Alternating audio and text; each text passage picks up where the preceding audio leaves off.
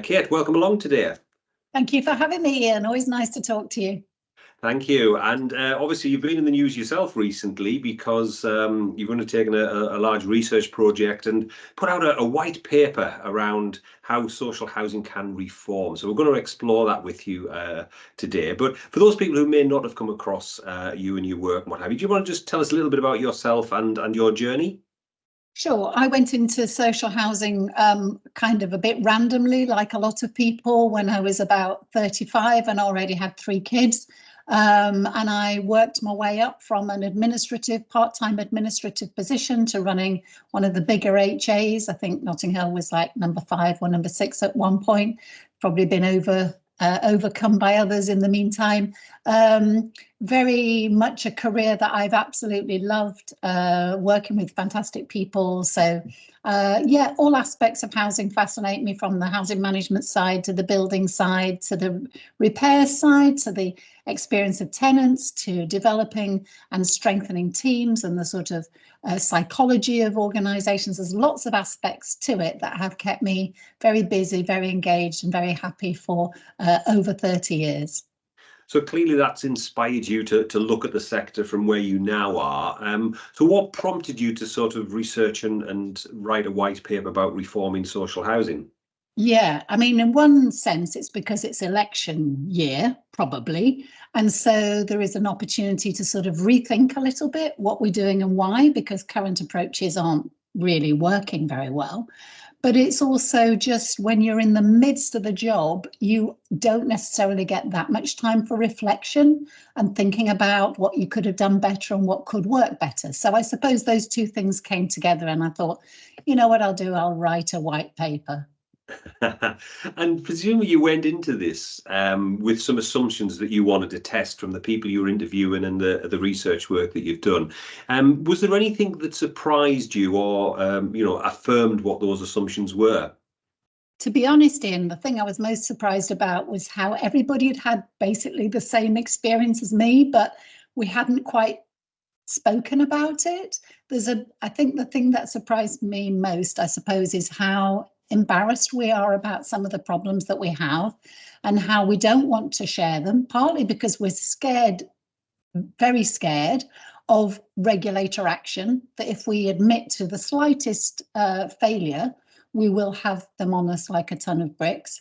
And the other is, there's a sort of pride and competition between associations. You don't want to say my housing association's worse than yours. We like to say, well, we're doing even better than you are. There's a sort of pride thing. So I think the most interesting thing was how honest people were about some of the difficulties they face. And they were very similar to what I had faced. There wasn't a lot of very different views. There was, it was kind of obvious what people were saying, but they hadn't quite said it in the same way up until then. So when you sort of start your report, you paint this vision over sort of 5 years of what a reformed housing association, housing landlord experience could look like. Do you want to sort of just bring those elements to life for listeners? Yeah, I think the really, present issue in the sector is the quality of homes that people live in. And people in the social housing sector, 1 in 4 says they're not happy with their home. And people in private housing, like 5% of them are not happy with their home. So 1 in 4, 25% of people are unhappy with their home. That's a very important statistic. And the other is the great difficulty that housing associations have in working with their tenants or customers or residents, whatever you want to call them, that it's a fraught relationship. It's a difficult relationship. Most residents will not speak highly of their housing association in a way that they might speak highly of the NHS, having had experience of it. So to me, reputation and house condition were the two sort of issues that stood out for me as things that haven't been resolved, which are gaping wounds, if you like, in a sector that's essentially a fantastic sector, a sector that I love, but it's bleeding from, 2 wounds that could actually be fatal, in my opinion. And so can we address those two? And can we address them at once? Because they're very closely connected. The lack of satisfaction with the home and the tenant relationship with the landlord are intrinsically linked. So this vision that you sort of set out for organisations, then that they want to sort of go on this route, what does it look like at the end of that 5 years?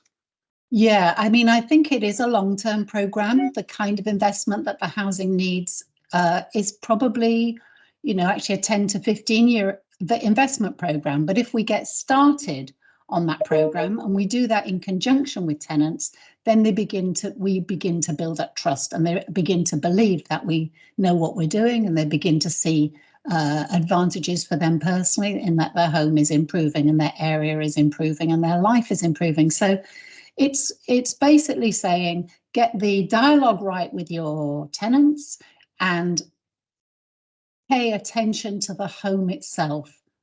Do that first, because that's the critical aspect of customer satisfaction. There's a lot of noise around, there's a lot of initiatives that are quite small, and you made a very nice point in your blog the other day about the low-hanging fruits, or what people like to call the quick wins.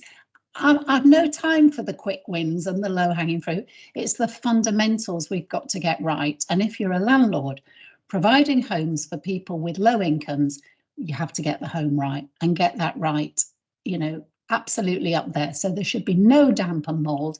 There should be no issues with the home falling apart and full of leaks and all the things that people hate about their homes. And then gradually we take out the problems of the worst performing, and we get everything up to a much better standard. And then it begins to be a pleasant experience relating to your customer, because they're not angry all the time that you haven't done what you said you did. And the thing that underlies it for me, the thing that brings it together, is to use technology to do this, Ian. And I know, again, it's something that DIN has been on about a lot, is to use technology to make that, there's a lot available now in the world of technology that can make this relationship better and can make this planning of investment better and can make the databases much better. The asset management databases we have are pretty clunky and old. And if you get those three things coming together, I'm sure we can change, the experience that the user has of social housing, but also of what the public thinks of social housing, which is where politicians, end up with yeah. So I mean, you mentioned there about sort of data. I mean, you talk a lot about data throughout the white paper, and particularly the poor quality of data that's there. I just wondered, in terms of some of the big decisions that leaders have to make, when we're not in a position where we can even say hand on our heart exactly how many properties we manage, with any degree of accuracy, that's possibly not a good position. So why do you think we continue to accept poor quality data? I just think it's been building up for a long time, and cleaning it up. It's like, cleaning up a house. It's not a very nice job to do. You've got to, tidy it up and check it all out. And there has to be, at some point, someone has to go around and survey every home. That has to be done. So it's a big piece of work, and if you can tell yourself it's good enough, that might, be reassuring for people who are short of time and resources. But if you don't know exactly all the situation with all of your homes, how can you manage it with a tenant? If someone is complaining about damp in their home and you've no idea, or they're cold in their home and you've no idea why. You've not been to have a look at it. You don't know if it's leaky windows. You don't know if there's holes in the ceiling. You don't know what the situation is.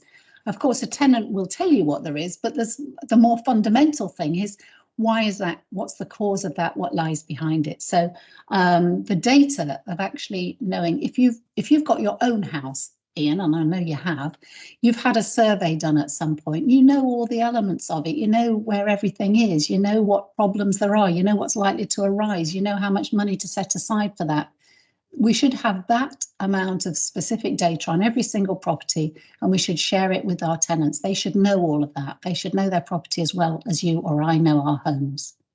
So, I mean, that sort of fits neatly into your call for a national housing database, which I believe, and I'm going to show my age here, isn't this what the old NROSH scheme used to be? So can you sort of explain a bit what you're trying to achieve with this and how you're looking to go about sort of getting mass adoption for it? Yeah, I mean, the NROSH is where housing associations send data into the regulator on a spreadsheet, and then it gets absorbed into a big spreadsheet. That's sort of, as you say, you are showing your age, because that is how it used to work. But the new idea is that, and it's interesting because the social housing movement in Scotland is already doing this. The agreement, the regulator says, we want this information about your property. They already tell us what information they want about our accounts. When we write our accounts, we do it in a format that they can understand and is the same across the sector. And we're saying the same thing with the basic asset management data, not just the number of homes, the type of homes, the location of homes, the facilities that the homes have.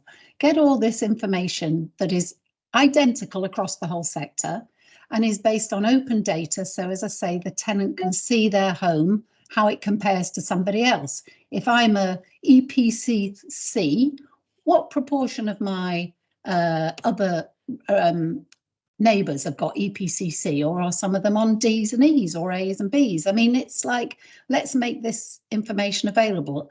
If I've got a fire safety certificate with some actions outstanding, let me see what they are. So I would be very much in favour of the regulator, as it does in Scotland, saying we want this basic information across the whole sector, and all of you fill it in, and then you can compare it with each other and your tenants can access it. That's what we mean by open data.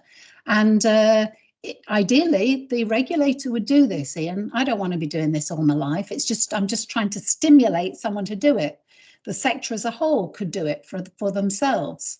But it's not, you know, for volunteers like me to actually do it. I'm just promoting the idea that this could really help the tenants, the regulator, the housing associations, particularly the smaller HAs that haven't got a lot of money for asset management systems. And it could also help suppliers who want to know what they're doing. If I'm a maintenance supplier and I have all the information about the condition of the stock that I'm being asked to bid for, my pricing can be much more accurate than if I'm just guessing, for example. And another digital issue you sort of take aim at in the white paper is around the sector's approach to sort of products and platforms, and also this feeling that the sector is currently being badly served by suppliers. Can you expand a little bit on this point and what you think are the key issues? Yeah, I mean, it's a story, I suppose, that goes back a long way, that the housing association sector has never been a fantastically strong client and has always worked individually rather than as a group. If the HA sector had worked together to procure the basic technology, it would have cost an absolute fraction of what they've spent, and it would be not so specified. I think to some extent it's been over specified by people sitting there saying, oh, you could have this, and then the supplier says, oh yeah, you could have that, that'd be another few grand. I mean, a basic system, which you know, my daughter's working in the social service sector. There's 2 basic systems in the whole of the country for social services, and they're recording exactly the same data on families in need that are comparable, broadly comparable across. Housing associations, we haven't got that. We've grown up in this rather messy way. So I don't think the sector has been a great client, but equally, I don't think that the people selling to the sector have tried to do anything about that. And I refer to the product suppliers. They've got our data. They're holding our data hostage. Yeah. They are not allowing housing associations to access their own data and play with it and use it, because actually that would free them up massively to innovate locally. And the housing associations are going more towards the digital native, cloud-based type products like Azure and AWS and so on. And that is much more user-friendly, and we're much more familiar with that kind of technology. But while all our data is locked up in the legacy systems, it's quite hard to play around with it.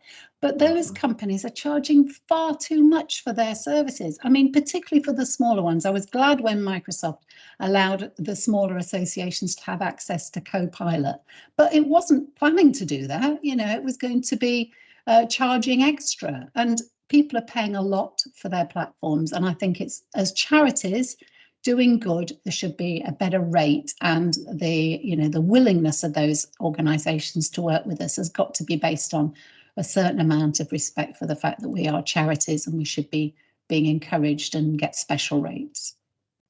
You also spend quite a bit of time talking about the sector interdependency and particularly working with tenants and residents. What are sort of the issues that you're hearing about that? And how do you see the way we work having to change? Yeah, it's really interesting, isn't it? I mean, I had the great advantage of going from development side to the housing side. So I think I kind of got a joined up view early on. But for a lot of people, they might be working on the tenant, looking after tenant side, and they don't have an awful lot to do with maintenance and asset side, except for something that they're kind of constantly they're butting up against and trying to get those colleagues to give them what they want to help the tenant. And then the people who are working in the asset side just find that, you know, the tenant interface really scary and something they don't want to think about. So they'd rather get on with their programs of managing, you know, investment programs or boiler replacement programs. And my point is that that's a really very negative division in our sector. That we're not, this is the point I make, you know, we are providing homes for people. We're not looking after people in general or looking after properties in general. We're looking after people living in their homes. And we have to understand how the physical nature of the home impacts on the human beings that live in it. So damp and mold isn't a physical problem with a property so much as something which jeopardizes the health of the people who live in it. And so, you know, bringing the two together, bringing the teams together, rather than having, you know, people on different floors or in different buildings, which is the norm, on different timescales with different budgets, at least intellectually, we need to try and bridge that gap. That's what I meant by interdependency, that so that the people who have the customer-facing roles have a really good understanding of the property, and technology can bring that to the fore. You know, through AI and much better asset management systems. In making a decision with the tenant about drafty windows, you actually know when those windows were replaced, what type of windows they are, when were they last painted. All the information is there for you instead of just making a random decision, oh, I'll send a surveyor around, which is sort of what happens. And I suppose that sort of leads me on to a question around, you know, is the social housing sector, are we in the people business or are we in the property business? Well, both, aren't we? We're in the people living in properties business. You know, we have to bring the two together. There isn't, you know, I think sometimes we're being pushed by the Ombudsman more for just worry about people and all their kind of needs and how vulnerable they are. But I don't think we should start with that model. It should be, you know, we basically let homes, which are properties, but for real humans. It's a subtle shift, but it's easy to get that division in your mind because people and properties seem to be made of different things, and of course they are. But in reality, communities are built from people living in geographies, in places, in communities, in neighbourhoods, in homes. And that is the subtlety of great social housing management to me. Training people just on the customer side, I think, is a waste of space. Getting them just knowledgeable about what makes a property work is also a waste of time. It has to be that combined thinking. And I'm hopeful that the idea of professionalising the sector might actually, you know, latch on to that idea, that it's a dynamic relationship. It's not, you know, it's not a black and white thing. It has to be understood, as I say, in a more subtle way than perhaps the sector as a whole has understood it for years. So onto my final question then, Kate. It's often said the sector is good at sharing, but not very good at collaborating. And a lot of your white paper talks about sort of collaboration. Why do you think this is, and what do leaders need to do about it to improve our ability to collaborate? I'm rather pessimistic about this, Ian, and I think you are too. And it's partly because our experience shows us how incredibly difficult it is to work across an organisational boundary. You know, even something like getting the NHS and social services to work together, or education and health, you know, just they don't really work. People don't like doing that because it means giving something up. It means sharing power. And this is very, very hard for people to do. So I think there's a lot of reasons why it's difficult. The strongest case is that if we work together and share resources, what we get is better. I mean, the wisdom of crowds does seem to work, and it's also considerably cheaper. And we're really, really short of resources. We waste a lot of resources by inventing the wheel every time. And I think you've referred to it, you know, just being a sort of a culture of, hey, we're different. You know, look at me. I'm a boutique. I'm not a run-of-the-mill Aldi. But how do the big supermarkets get good? They get good by, you know, taking out all that waste that's associated with showing how different you are. Well, look, the time has flown, Kate. Thank you very much for bringing your white paper to life. I'm sure DIN members will enjoy hearing about it. We will include the link down below so they can download it and feed directly back to you. But for now, thank you very much for your time, Kate. And thank you, Ian. Always great to talk.